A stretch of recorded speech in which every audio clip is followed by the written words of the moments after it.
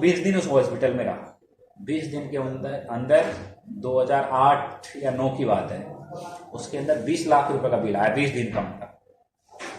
तो ठीक है, पैसा तो उन्होंने भर दिया, ठीक, पैसा वैसा इधर उधर करा के आदमी भरता ही है, लेकिन वो आदमी भी उनका चला गया साल।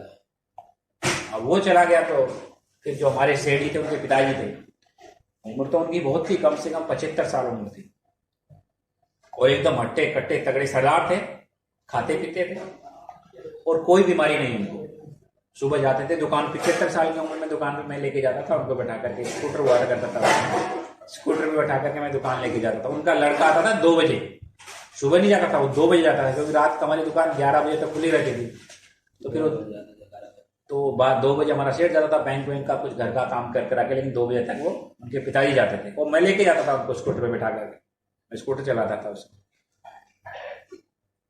कोई बीमारी नहीं, जो जो खाते का जो उनका काम होता है, अकाउंट्स का जो काम होता है, वो भी वो खुद करते थे, उनके पिताजी, वो नहीं करता था बच्चा, बाकी काम वो देखता, लेकिन वो काम भी, मतलब इतने हट्टे कट्टे जिनको कोई बीमारी नहीं, और आवाज इतनी उनकी दबंग। गर्मियों के समय में क्या होता था, छत 3री मंजिल 3 मंजिल का मकान था उनका, तो वो रहते थे नीचे नीचे, बीच में उसका छोटा बेटा बैठा था, 3री मंजिल उसका बड़ा बेटा, उसकी भी छत है, उसमें जाके गर्मियों में सो जाते थे, क्योंकि पंखे में कभी कभी गर्मी लगती थी, यार छत पे हवा चलती है ठंडी, उधर सोने नहीं जाते, तो हम लोग उधर सोते थे। सुबह जैसे टाइम होता था 8 बजते थे, एक आवाज लगाते थे, खाली आवाज लगाते थे नीचे से, एक आवाज में मेरी नींद खुल जाती, इतनी तेज आवाज थी उनकी, कड़क आवाज थी।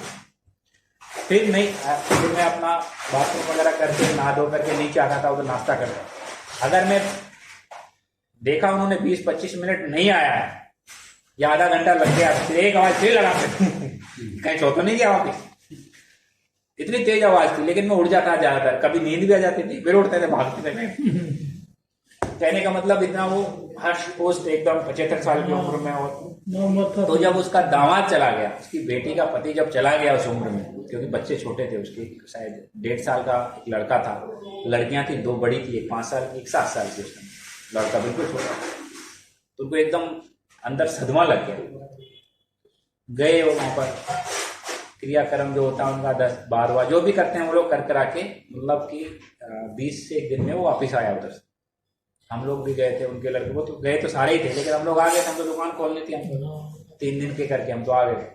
अब वहीं रुके, तो 15 या 20 दिन में वो आए। आने के बाद साहब घर पे बीमार पड़ गए। बीमार पड़ते ही घर पे दवा कराया, ठीक नहीं हुए, हॉस्पिटल में ले गए, वहां ठीक नहीं हुए, और बीमार, और तबीयत खराब, वेंटिलेटर पे चढ़ा दिया, वेंटिलेटर पे 2-4 दिन रहे थे।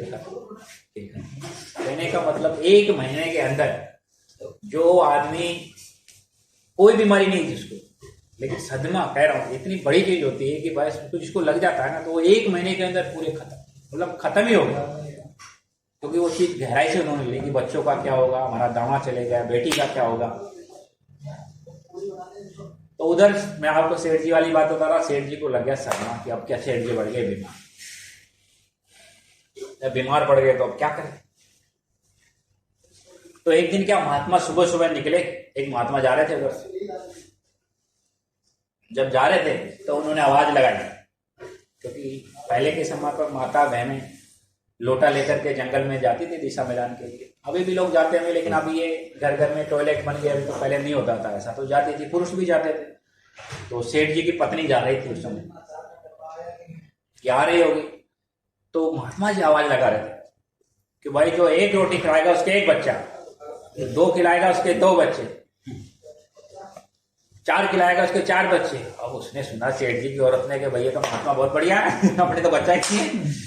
अब दौड़ करके गई घर पे, सेठ जी को एक महात्मा है और ऐसा आवाज लगा रहे हैं कि 1 खिलाएगा रोटी उसके 1 बच्चा, 2 खिलाएगा उसके 2 बच्चे।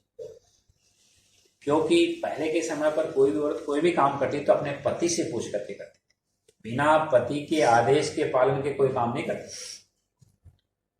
आज के समय से कोई औरत सुन ले तो पता नहीं पति तो है किधर, पहले उसको भोजन कराएंगे, भाई महात्मा तुम तो आओ, पहले भोजन करो, बाद में देखेंगे। लेकिन पहले ऐसा नहीं था, पहले अपने पति के पास गई, उससे बोले महात्मा आए ना, ऐसे बोला, बता रहे हैं कि रोटी खाने के लिए 1 खिलाएगा उसके 1 बच्चा, 2 खिलाएगा। उसने सेठ ने कहा कि बेटे भगवान नारद कह करके गए हैं कि भाई जब तुम्हारे कोई बच्चा है ही नहीं तो महात्मा कहां से बच्चा दे देंगे, लेकिन वो सत्संग में जाती थी, उसको थोड़ी जानकारी थी, उसने कहीं सुना भी था कि भगवान करता धरता होते हुए भी भाग्य को नहीं पलटते हैं, लेकिन संत सतगुरु के अंदर इतनी बड़ी पावर होती है जो भाग्य को भी पलट देते हैं। तो अपने पति को समझाने लगे। तो सेठ जी ने कहा कि भाई चलो कोई बात नहीं है, तू कह रही है तो उसको खाना, तो भाई महात्मा है तो भोजन तो करवा ले। तो पहले पति का आदेश लिया उसने, फिर दौड़ करके लेकर के गई, उधर गई महात्मा के पास, महात्मा को बुला करके लेके गए, फिर बढ़िया भाव से उसने भोजन बनाया, भोजन खिलाया महात्मा को। तो महात्मा ने 4 रोटी खाया, 4 रोटी खाया तो उनको फिर 4 बच्चे का आशीर्वाद देना ही था, क्योंकि वो तुम्हारे 4 बच्चे होंगे। लेकिन समय के साथ साथ 4 बच्चे आपके हो जाएंगे, आशीर्वाद देकर के महात्मा चले गए। आप जैसे समय गुजरा, 1 बच्चा पैदा हो गया उनके, तो उनको बड़ी उम्मीद हो गई कि हाँ आप तो भाई महात्मा कह के गए थे कि 1 बच्चा हो गया। तो धीरे धीरे समय गुजरा तो उनके 2 हो गए, 3 हो गए, 4 बच्चे हो गए। तो भगवान विष्णु को तो पहले ही पता था। फिर बुलाया नारद को, क्या हो इधर? बोले क्या बात है? बोले जाओ मेरे तो लोग समाचार लेकर के आओ, लेके आओ। आप दौड़े वहां से चले नीचे मृत्यु लोक में, चलो। आप सीधे वहां पहुंच गए कहां? सेठ जी के घर। पहले तो भाई भटकते भटकते गए थे कि भाई समाचार लेते लेते, अब सीधे वहां पे पहुंच गए। क्यों पहुंच गए? कहते हैं जहां पर गुड़ होता है वहां पर चींटियां अपने आप पहुंच जाती है, क्योंकि उनका आदर सम्मान अच्छा हुआ था वहां पर। तो सीधे वहीं पर पहुंच गए सामने। अब देखा कि आनंद में 4 बच्चे खेल रहे हैं। आवाज लगाई, माता जो भी नाम था, आवाज लगाई, निकल करके आए दरवाजे। भगवान आइए, आएंगे, लेकिन ये बताओ ये बच्चे किसके हैं? देखा कि इनका तो कोई बच्चा था ही नहीं, ये तो पड़ोसी के होंगे, बताएंगे तो सही, या किसी और के होंगे, रिश्तेदार के होंगे। अरे बोले मालिक आपके ही हैं। बोले कैसे हो सकता है ऐसा, इनको कोई बच्चा था ही नहीं। फिर कहा कि नहीं सही सही बताओ। अरे बोले बताए ना आपके ही बच्चे हैं। नारद भगवान चक्कर में पड़ गया। फिर एक बार पूछा कि नहीं नहीं अब तो तुम सही सही बताओ, देखो नहीं तो हम आएंगे नहीं तुम्हारे अंदर, बताओ किसके हैं? अरे मालिक आप ही की दया से हुए हैं कि आप ही के बच्चे हैं। आप भगवान उसने सोचा नारद ने कि भाई, क्योंकि पहले क्या है, एक ही बात को अगर 3 बार दोहराया, उसने तीनों बार एक ही जवाब दिया, तो उस बात को मतलब पत्थर की लकीर मान लेते थे कि ये 100% 16 आना सत्य है, इसमें कोई नहीं। अब उसने देखा कि देखो इसका मतलब भगवान विष्णु भी झूठ बोलते हैं मेरे से। उन्होंने कहा था इसके कोई बच्चा नहीं है, वो इधर 4 बच्चे हो गए, मतलब वो भी झूठ बोलते हैं मेरे से। अब मुड़ गया वहीं से कि चलो पहले उनको देखा जाए, बाद में इधर आएंगे। उन्होंने हमको ऐसा कहा, चलो अभी उनके पास चलो। अब तो भगवान नारद चले वहां से, अब लाल पीले होकर के पहले उनसे निपटा जाए। अब देखा विष्णु भगवान ने कि नारद गुस्से में आया, उनको तो मालूम था सब।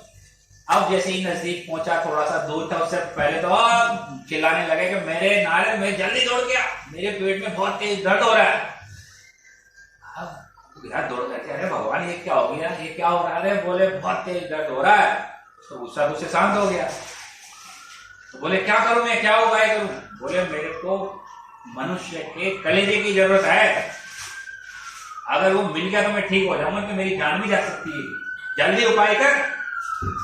उसने कहा है भगवान नारद भगवान ने कि भगवान आप क्यों चिंता करते हो, तुम एक कलेजे की बात करते हो, मैं अभी जाता हूँ मृत्यु लोक और हजारों कलेजे लेकर के आता हूँ। एक कलेजे की बात करते हो ना, हजारों लेके आता हूँ आपके लिए। लेकिन उन्होंने कहा था कि भाई जो अपनी इच्छा से दे उसी का लेकर के आना, तुम ऐसा नहीं किसी का भी ले आओ, जो इच्छा से अपनी दे उसी का लेकर के आना। तो भगवान नारद गया, पूछने लगे भाई कलेजा दे दो, कलेजा दे दो, कलेजा कौन दे दे? किसी को कह दो कि तुम्हारी एक अंगुली काट करके मेरे को दे दो, तो दे देगा कोई? अब वो कलेजा कौन देवे इसको? तो बड़े निराश हो गए कि कलेजा मिल नहीं रहा, कहीं कोई दे नहीं रहा, और भगवान तो अभी मर जाए तो मैं क्या करूंगा, ये दिमाग में हंसाते आती है कि क्या करूं क्या करूं। तो बैठा बेचारा हाथ थक करके पेड़ के नीचे बैठ जाता, अब क्या करे।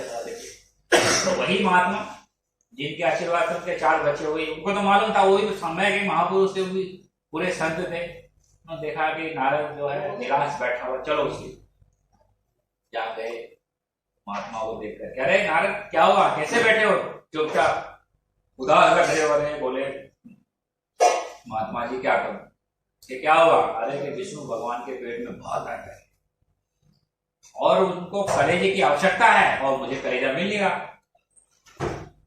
आप कोई उपाय बताइए।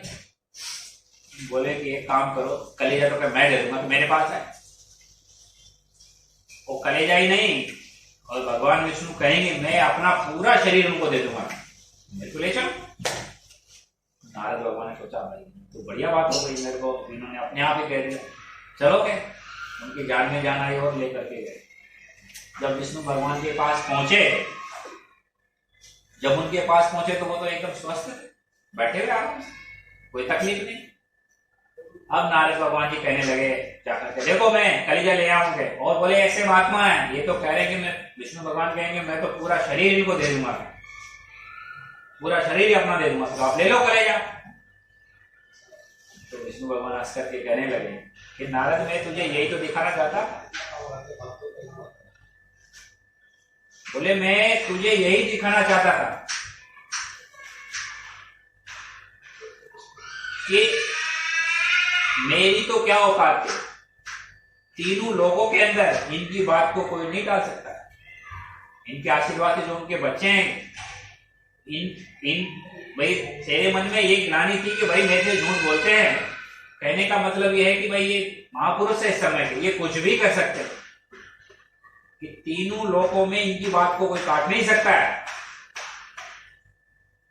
इसीलिए कहा कि जो समय के महापुरुष होते हैं उनके अंदर पूरी समय की पावर, ताकत उनके अंदर होती है, वो भाग्य को पलट देते हैं। एक प्रोफेसर साहब